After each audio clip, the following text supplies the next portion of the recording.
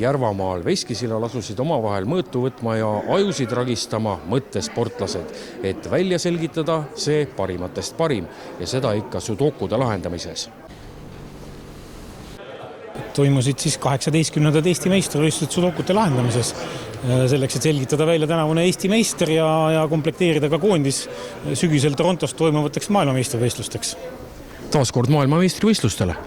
No ikka. Ja meil on sinna seekord rohkem kui üks põhjus minna, sest peale selle, et Tiit Vunk on tiitlikaitsjana, läheb sinna, oleme me ka viimasel MM-il olime ka võistkondlikult pronksil, nii et on palju põhjuseid. No kui palju tänasel päeval siin Eesti meistrivõistlustel osalejaid oli ja kuidas tase oli? Tase oli tegelikult väga kõrge, kohale tuli 47, Eesti tipud olid kõik kohal, meil oli väga põnev finaal, väga tasavegine, et ütleme nii, et jah, kõik paremad olid kohal ikka, enam-vähem. No sellel aastal oli see finaal ka natukene teistmoodi. Jah, et kasutasime uut formaati, et pealtvaatajatel vähe põnevam oleks, et saaksid ka jälgida, mismoodi see lahendamine päriselt käib ja tundub, et pealtvaatajatele väga meeldis. Ega muidu vist ongi, et ega pealtvaatajatel ei ole see mitte midagi vaadata, inimesed istuvad laua ääres ja nokitsevad midagi, eks? Eks ta kipub nii olema, et meil omavahel naljataks ütleb, et ega see pealtvaatajate sport ei ole, aga meil on ka võimalus, et seda nagu natuke parandada vahepeal, vähemalt finaali osas. 11 aastat järjest valitsev maailmameister Tiit Vunk.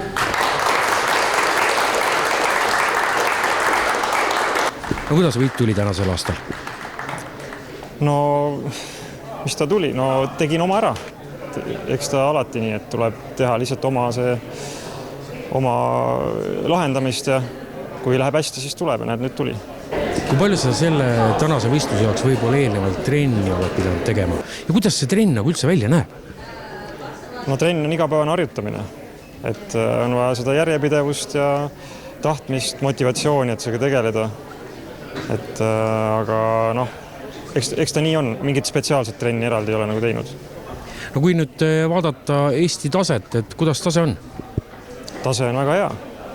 Et siin teise koha saanu tegelikult lahendas need viimased ülesanded enam-vähem sama kiiresti kui mina tegelikult. Et see, et mul oli eelvoorudest ajaline edu, siis sealt tänu sellele ma sain varem pihta hakata, aga see ajaline vahe väga palju ei muutunud. Nii et võib öelda, et eestlased on ikkagi maailmas vähemalt ühel alal ikkagi väga head tegijad.